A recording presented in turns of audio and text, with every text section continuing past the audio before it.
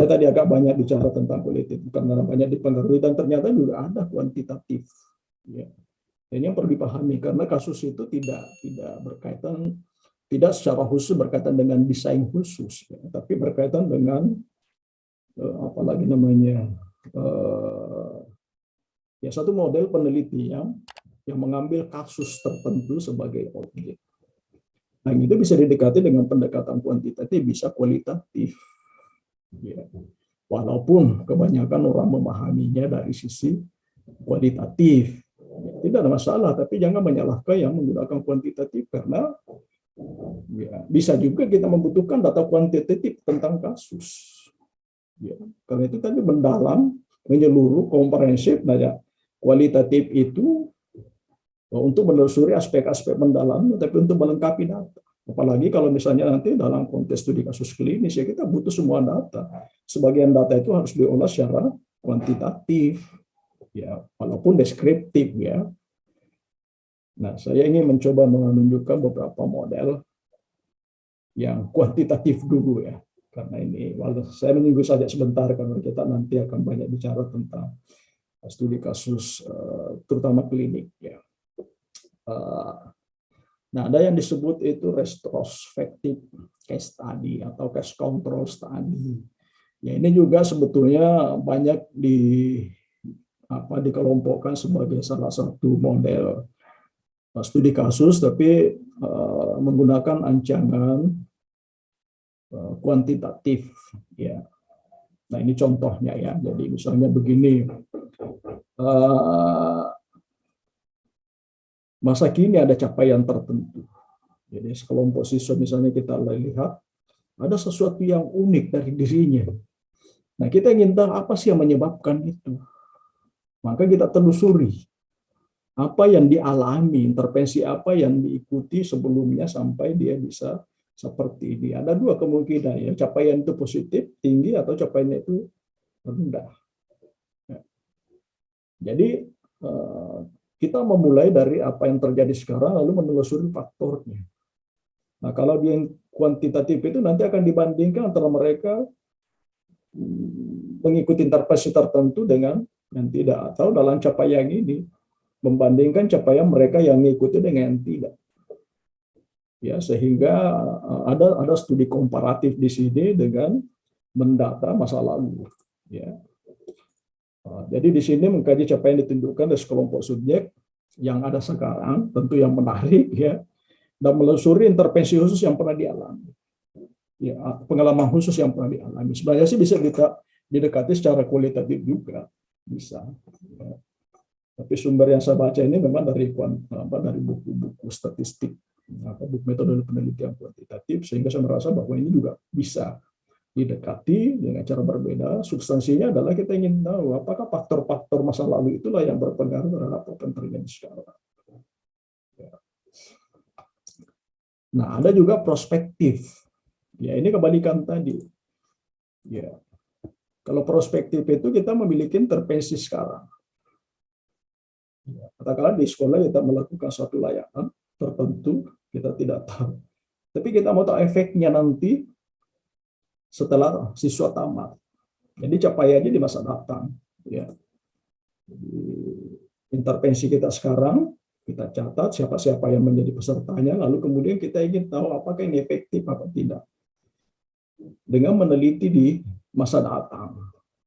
Ya, mereka-mereka yang mengikuti, ya ancangannya bisa membandingkan, ya bisa juga mengkorelasikan antara bagaimana keterlibatannya di masa sekarang dengan seberapa tinggi capaiannya masa datang. Ya, mungkin juga kualitatif, boleh, ya. Artinya sebenarnya penelitiannya itu nanti, tapi subjeknya sudah ditentukan sekarang. Tapi kajian-kajian dilakukan nanti, di momen di mana kita merasa seharusnya sudah ditunjukkan. Misalnya bimbingan belajar. Apakah bimbingan belajar dasar negara di sekolah itu efektif apa tidak? Nah, sekelompok siswa mengikuti bimbingan belajar, lalu kemudian kita lihat nanti saat pendaftaran, berapa banyak yang lulus, berapa banyak yang tidak lulus. Nanti kita bisa membuat kesimpulan bahwa kasus dari subjek-subjek yang karena kita beri intervensi seperti ini ternyata kemudian apa? Ya berhasilkah atau gagalkah semuanya. Nah ini pendekatan-pendekatan yang berbeda dengan yang kita pahami selama ini dalam konteks terutama program studi bimbingan konseling ya. Tapi saya perlu kenalkan ini supaya Anda bisa paham. Kalau Anda ada orang yang menyebut studi kasus dengan kuantitatif, Anda bisa paham, oh ya bisa. Karena studi kasus itu dibungkus dengan kata kasus. Bukan dibungkus dengan desain penelitian semata saja. Walaupun nanti ada pilihan-pilihan desainnya. Ya, artinya untuk mengkaji kasus kita bisa mendekati dengan pendekatan kuantitatif bisa kualitatif. Kualitatif juga ada macam-macam. Ya, nanti akan kita bedakan. Nah, sekarang saya ingin masuk ke ini, yang kualitatif, yang khas bimbingan konseling ya. Ya, studi kasus klinis. Ya, ini sebetulnya agak mirip-mirip juga dengan studi kasus retrospektif tadi ya. Ya, karena kita kaji kasus yang ada sekarang, lalu kemudian kita mencari latar kenapa sih seperti itu. Ya, tapi studi kasus klinis ini agak lebih komprehensif. Ya, jadi kalau ini kita akan dekati dengan pendekatan kualitatif. Ya, walaupun juga kadang-kadang dibutuhkan data-data kuantitatif untuk melengkapi pemahaman kita tentang si kasus. Ya, ini khas sekali. Ya, saya harus menjelaskan ini karena banyak yang menyebut seperti ini, tapi ancangannya tidak seperti ini. Tidak menggunakan ancangan studi kasus. Nah, studi kasus ini khas sekali, karena ini sebetulnya studi kasus klinis itu diadopsi dari model intervensi psikologis. Ya, baik di psikoterapi maupun konseling, bahwa ketika kita memiliki satu kasus tertentu, kita mendalami lalu kita membuat intervensi, maka ada beberapa tahapan yang harus terjadi, dan ini harus sistematis. Ya, dimulai dari identifikasi kasus, siapa si kasus, lalu melokalisasi apa masalahnya, lalu melakukan diagnosis. Ya, mengapa itu terjadi? Berdasarkan data-data yang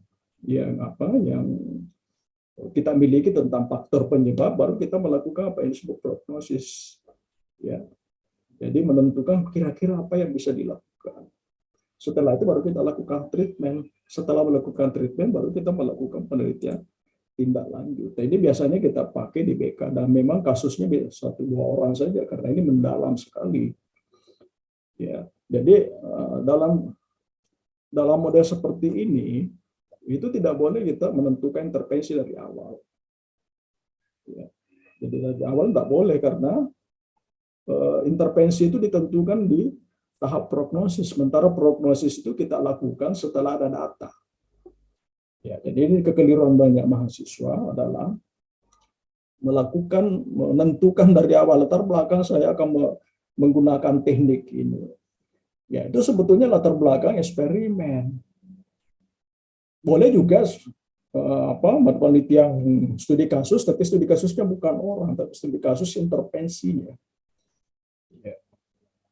Ya, cuma memang kita harus dekati secara utuh. Jadi kalau misalnya begini, studi kasus itu misalnya ada kasus. Kita bisa mendekati dengan pendekatan tapi bukan teknik. Saya mencoba mempelajari kasusnya misalnya dengan pendekatan behavioristik. Artinya nanti saya akan mengkaji kasus ini data-data yang berkait dengan behavioristik. Karena itu yang akan saya cari adalah faktor-faktor yang menurut pendekatan behavioristik itulah yang menyebabkan perilaku tertentu, bukan faktor umum. Ya. Nah, ini kekeliruan juga yang banyak terjadi di sini adalah pada saat analisis masalah. Faktor-faktor yang juga semua faktor yang disebutkan oleh teori, padahal di faktor itu ada kognitif, ada macam-macam. Nah, kalau kita menggunakan studi kasus klinis dari perspektif pendekatan tertentu itu boleh saja. Walaupun nanti model intervensinya, teknik-teknik khususnya nanti ditentukan di saat prognosis. Ya, seperti itu ya. Nah, kalau kita mengancangannya seperti ini, ya supaya lebih dipahami dan ini mohon dipahami dengan baik, ya, terutama mahasiswa saya yang dari peserta mata kuliah metode penelitian dan anak bimbingan saya yang khususnya yang mengambil studi kasus. Saya berharap ini jangan lagi ada yang salah ya. Ya. Nah, tentu identifikasi masalah setelah kasus ada, kita ingin tahu masalahnya. Apa sih yang terjadi pada si kasus? Nanti di sana kita melokalisasi, oh ini wilayah utama masalahnya. Ya. Itu tahap pertama. Soalnya tahap di atasnya ada identifikasi kasus kan, tapi kalau dalam kasus kan sudah kita kenali kasusnya.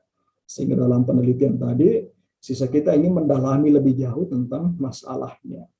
Walaupun menentukan kasus, kita sudah mendalami sedikit sisi permukaan minimal bahwa ini menunjukkan gejala-gejala yang bermasalah.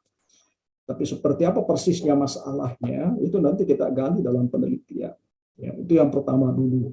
Nah, ini biasanya dengan salam bagaimana gambaran masalahnya. Ya. Nah, setelah itu baru kita bicara tentang analisis faktor penyebab. Ini yang disebut diagnosis. Mengapa sih penyebab? Dan kan tentukan dulu.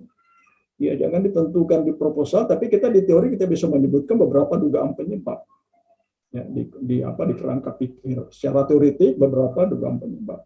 Nah, kalau kita menggunakan ancangan tertentu misalnya dalam studi kasusnya, misalnya kita akan mendekati dari perspektif perspektif behavioristik, maka kita akan menganalisis faktor-faktor terkait behavioristik saja.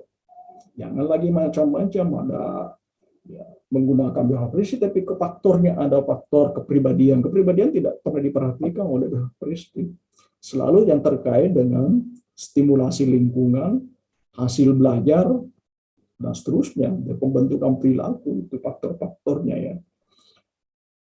Nah, berdasar faktor inilah, nah untuk faktor ini kita ada beberapa ya, kita perlu memahami penjelasan teoretiknya, dan kemudian menggali dan gunakan semua informasi yang yang ada ya, yang bisa kita jangkau untuk memahami mengapa kasus itu terjadi. Ya. Dan faktor itu jangan terlalu dipengaruhi oleh teori ini juga ya. Mahasiswa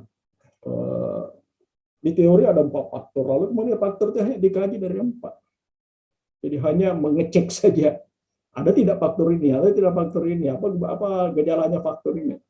Ya sebenarnya kalau studi kasus tidak boleh begitu, karena itu namanya menjebak kita kepada asumsi teoritik. Yang boleh jadi pada kasus kita itu tidak seperti itu persisnya. Mungkin hanya 3 faktor saja, mungkin 2 faktor, mungkin juga misalnya teori mengatakan 4 faktor, ternyata ada 5 faktor. Ya.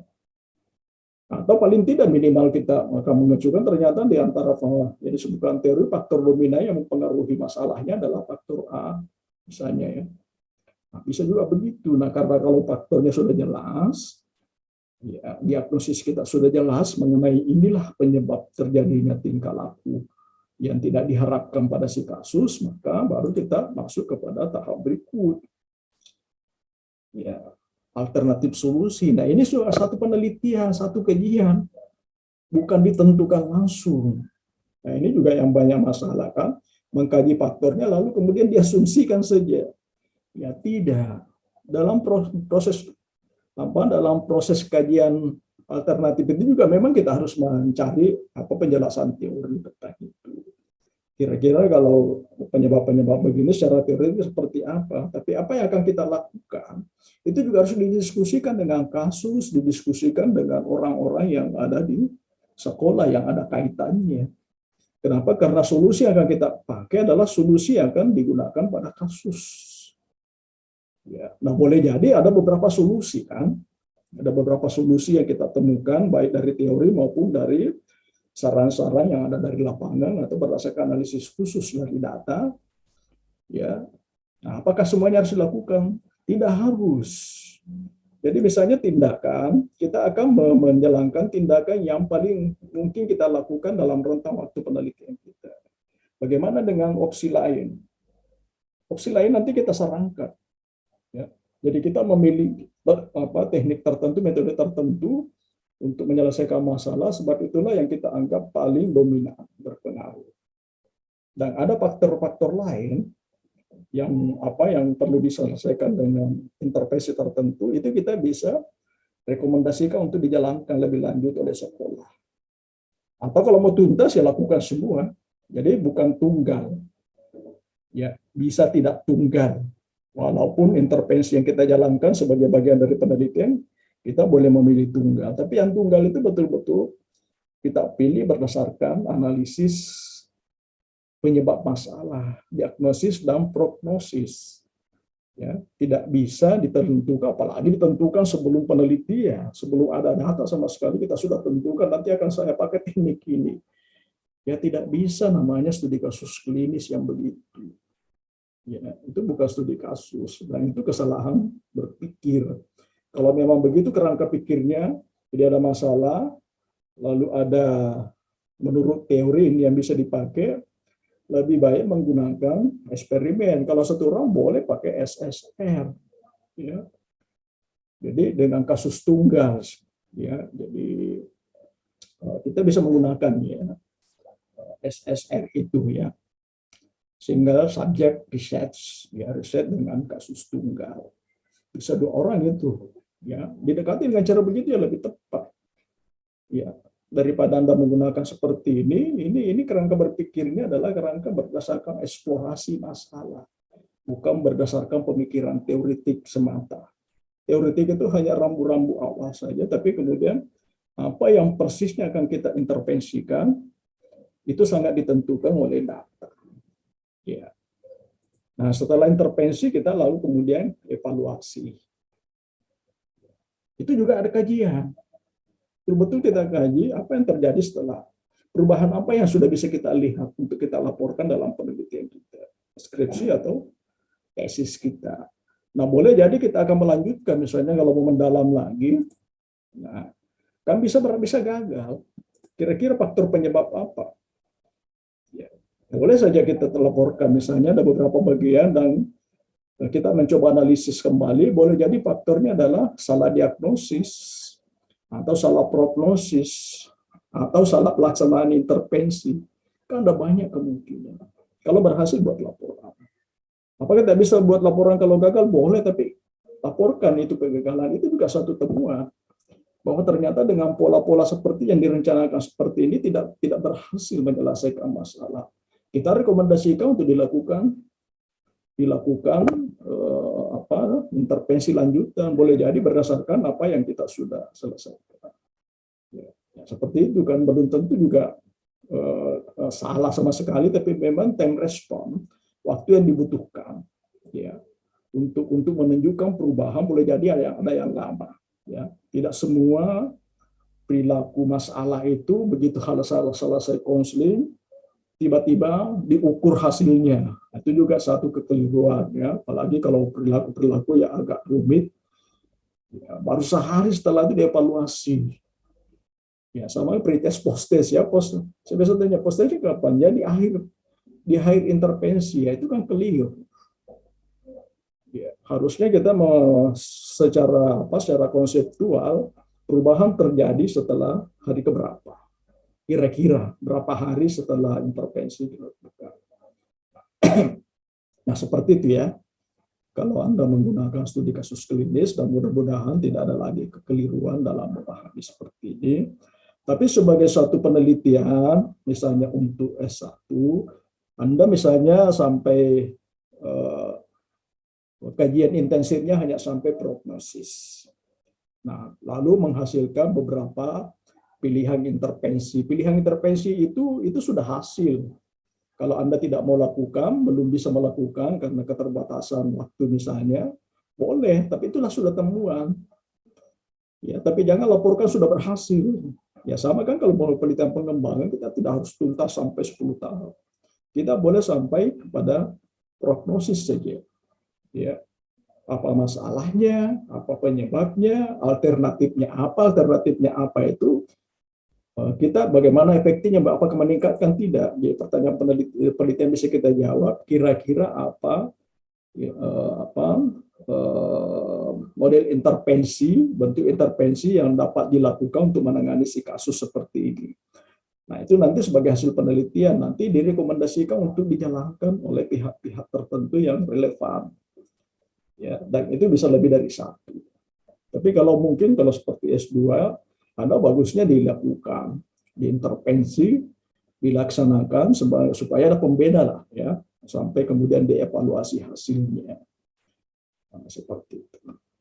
Nah, ini yang studi kasus klinis agak sangat diwarnai oleh pendekatan kualitatif, walaupun juga ketika kita melakukan analisis penyebab, mungkin saja ada beberapa data-data kuantitatif ya. Ya, biasa itu ketika kita ikut mata kuliah studi kasus, ya kadang-kadang juga ada namanya analisis rapor ya. Ya, analisis rapor itu kan data kuantitatif. Kita mencoba melihat kedudukan konsili dalam kelasnya seperti apa secara akademik misalnya kan. Dari sana kita tahu. Ya, ya jadi jangan membatasi diri hanya kualitatif. Oleh sebab itu kalau Anda menggunakan studi kasus kualitatif, nanti di metode penelitian itu tidak usah mengcopy paste persis sama dengan studi kasus untuk pendekatan kualitatif. Nah, itu nanti akan saya terangkan. Ya, triangulasi, ya mungkin ada triangulasi, tapi analisis datanya itu tidak persis sama, ya karena ada beberapa data. Mungkin kita membagi dua saja, data-data bersifat kualitatif dan data kuantitatif akan dianalisis secara dengan menggunakan statistik, ya, terutama statistik deskriptif. Ya. Kemudian kita sekarang masuk kepada studi kasus sebagai metode riset kualitatif. Dan ini yang mengacaukan banyak orang, banyak mahasiswa bahwa case study pasti kualitatif. Ya, itu karena bacaannya ya. Jadi, bacaannya bahwa studi kasus pasti kualitatif itu pasti akibat bacaan saja. Tapi sebagai case study itu ada. Jadi kualitatif itu kan macam-macam rancangannya ya. Ada fenomenologi, ada case study, ya. Macam-macam lah. Anda bisa baca nanti buku-buku kualitatif ya. Tapi saya mencoba membahas sedikit ini menyentuh mengenai case study sebagai satu metode dalam penelitian kualitatif. Nah, ini biasanya dipakai studi kasus kualitatif case study ini kalau maksud penelitian kita dulu mengkaji secara khusus ya satu fenomena khusus kasus yang mendeskripsikan, mengeksplanasi, mengeksplorasi satu kasus tertentu. Ya, nah, beda misalnya dengan fenomenologi, fenomenanya itu yang kita kaji secara umum. Tapi kasus ini kita kaji pada kasusnya saja. Nah, bisa kasus tunggal, bisa multi kasus. Nanti kita lihat beberapa model. Nah, kemudian kasus ini bisa individu ya, bisa individu. Tapi ini tepat misalnya Anda jangan menggunakan ini tidak terlalu tepat digunakan untuk kebutuhan klinis. Ya. Klinis, lebih baik klinis kalau memang mau intervensi jangan pakai ini. Ya, karena ini adalah bagian dari metode penelitian kualitatif dengan menggunakan rancangan dan metode penelitian kualitatif. Analisis datanya kualitatif, penentuan subjeknya sangat kualitatif ya. Sangat kualitatif. Artinya subjek-subjek informan maksud saya ya. Karena subjek studi kasusnya sudah tentukan.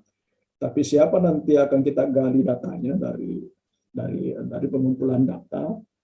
Nah, itu nanti ditentukan oleh metodologi yang kita siapkan dari awal dan kondisi lapangan. Ya, misalnya ada namanya, apalagi namanya ya, kalau kualitatif itu teknik bola salju ya. Jadi sedikit-sedikit lalu kemudian menjejaring menjadi bola besar. Ya. Sehingga cukup biasanya kan data-data berhenti kalau sudah terjadi kejenuhan data. Artinya gali-gali informasi dari berbagai sumber ternyata informasinya relatif sama, tidak mengganggu lagi pemahaman utuh dari awal. Itu berarti sudah jenuh, tidak ada lagi informasi tambahan yang memperbarui pemahaman kita mengenai si kasus. Nah, kalau ancangannya seperti ini ya. By design ini kan dari teori juga ya, kita harus mengembangkan konsep teori dasar ya terhadap topik yang kita pilih menjadi kasus ya. Lalu kemudian pilih kasus. Ya, sebenarnya ini 3 masalah ya, dari bisa juga pilih kasus lalu kemudian kembangkan teori untuk memahami kasusnya. Ya. Lalu kemudian desain protokol pengumpulan datanya bagaimana di dalam kasus. Nah, kemudian kita ini pada pengumpulan analisis datanya. Ya. Ini data tunggal, kemudian, nah ini kan misalnya kasus 1, kasus 2, kasus 3, dan seterusnya ya. Kan bisa saja ada kasus 1, kasus 2, kasus 3. Kasus 1 dilengkapi datanya, kasus 2 dilengkapi, kasus 3 dilengkapi. Ya. Nah, kemudian ya kita membuat laporan masing-masing kasus ini. Ya. Tapi kalau kita akan menggunakan nanti istilah multi case, maka ketiga kasus ini yang kita analisis secara bersama-sama. Jadi wawancaranya kasus 1, wawancaranya kasus 2, wawancaranya kasus 3 itu kita masukkan dalam satu kali analisis. Ya. Ini juga ada modelnya, ya ada modelnya dalam nanti akan kita coba jelaskan dengan lebih spesifik ya pada video lain. Di sini saya menyinggung saja bahwa seperti inilah model penelitian kualitatif. Studi kasus dalam penelitian kualitatif. Ya. Nah, lalu tarik konklusi. Ya, jadi konklusinya dari satu-satu ini kita ambil. Tapi kalau kita nanti menggunakan kasus, bukan kasus tunggal, tapi kasus multi kasus, maka sama juga konklusi didapatkan bukan dari laporan masing-masing kasus. Ya, tapi interaksi kita akan menemukan beberapa hal yang sama dari kasus-kasus 1, kasus 2, kasus 3 ya. Ya, lalu kemudian ini kalau kita ada konklusi tentu saja kita nanti akan membandingkan konsep sebelumnya seperti apa menjelaskan tentang fenomena yang kita jadikan kasus seperti tadi. Itu nanti di pembahasan ini ya. Mungkin memodifikasi konsep teori. Ya. Lalu kemudian mengembangkan implikasi kebijakan atau saran-saran. Ya. Ini pembahasan semua ini ya, implikasi-implikasi hasilnya dari konklusi kita tarik, lalu kemudian kita coba review hasil temuan kita itu dengan memperhitungkan dengan penelitian lain, lalu kita membuat implikasi untuk jadi dasar membuat rekomendasi kita ya. Nah, kemudian tulis laporan kasusnya ya. Jadi seperti ini. Nah, model pelaporan studi kasus pada umumnya seperti ini ya. Itu berlaku pada penelitian studi kasus sebagai metode penelitian kualitatif. Ya. Ada beberapa model sih sebetulnya ya. Ada laporan studi kasus tunggal klasik. Ya, ini yang paling banyak karena ini juga sebetulnya tidak rumit amat ya. Nah, di sini mendeskripsikan dan menganalisis kasus yang bersangkutan dengan narasi tunggal. Ya. Seperti itu. Nah, bisa dalam sebuah buku laporan ataupun artikel-artikel ya. Kita diskusikan kasus-kasus itu, apa yang kita lihat, apa yang terjadi pada si kasus. Nah, ini juga bisa berlaku pada studi kasus klinis. Nah, ada namanya juga laporan studi multi kasus. Jadi, ada laporan multi kasus, tapi kasusnya tunggal. Ya, dengan mendeskripsikan, menganalisis setiap kasus secara terpisah. Jadi, ada multi kasus, tapi yang kita multi kasus itu adalah sumber-sumber kasusnya tapi tentang topik tunggal ya. Kemudian kadang-kadang juga ada laporan model tanya jawab. Ya, walaupun mungkin kalau skripsi tesis itu tidak seperti itu ya. Ini biasanya kita membuat laporan semacam ini untuk reportase ya. Bisa juga artikel saya kira menggunakan laporan berdasarkan topik-topik pertanyaan dia juga. Ya. Nah, kalau wartawan kan ini pakai yang seperti ini ya kasusnya. Jadi tanya apa jawabannya, lalu kemudian kita tiba pada kesimpulan ternyata berdasarkan kajian. Tentu tanya jawab di sini bisa menggunakan berbagai sumber-sumber tadi, informan utama, informan kunci, informan pendukung. Ya, semua data-datanya kemudian kita kombinasi untuk menjawab satu topik yang sama.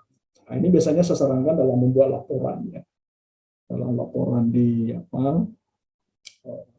deskripsi misalnya di laporannya pertanyaan pertama faktor penyebab, lalu kemudian di acu misalnya pertanyaan pertama itu tentang apa, tapi apa jawaban dari berbagai responden, berbagai informan. Ya, itu disatukan jawabannya seperti itu ya. Kemudian ada laporan multi kasus. Nah, ini agak sedikit lebih rumit dibanding sebelumnya. Yaitu multi kasus berdasarkan lintas kasus, bukan kasus per kasus. Jadi pada lintas kasus. Ya, jadi membandingkan kasus 1 dengan kasus 2, kasus 3, dan seterusnya. Itulah namanya analisis lintas kasus. Ini biasanya digunakan untuk memahami apa yang dominan terjadi pada semua kasus yang kita lihat, bukan pada kasusnya tapi pada keseluruhan apa itu yang terjadi di komunitas di mana kasus itu kita ngambil, ya. Nah, kadang-kadang analisis lintas kasus kita itu akan juga tetap melihat karakteristik kasus per kasus. Misalnya di kasus K1 terjadi begini, kasus 2 terjadi begini. Nah, ternyata ini juga sangat dipengaruhi latar kasus 1 itu seperti ini, latar belakangnya penyebabnya itu dia berasal dari sini, sementara si kasus 2 berasal dari sini misalnya, ya. Ya, misalnya yang satu orangnya dari keluarga tidak mampu, yang satu keluarga mampu, sehingga ekspresi perilaku yang kita amati dari dua kasus ini berbeda terhadap satu stimulasi yang sama. Nah, itu boleh namanya lintas kasus dengan memperhatikan keunikan kasus yang kita bandingkan. Nah, saya kira ini ya, saudara, mengenai apa yang bisa saya jelaskan dari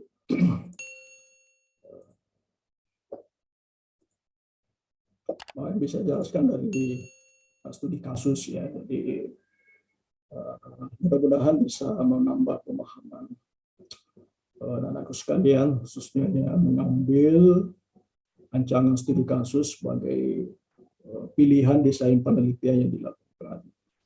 Ya, silakan kalau masih ada masalah terkait dalam memahami, boleh melemparkan komentar pertanyaannya, ya, baik di balik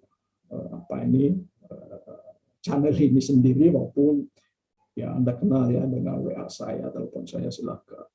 Demikian, assalamualaikum warahmatullahi wabarakatuh.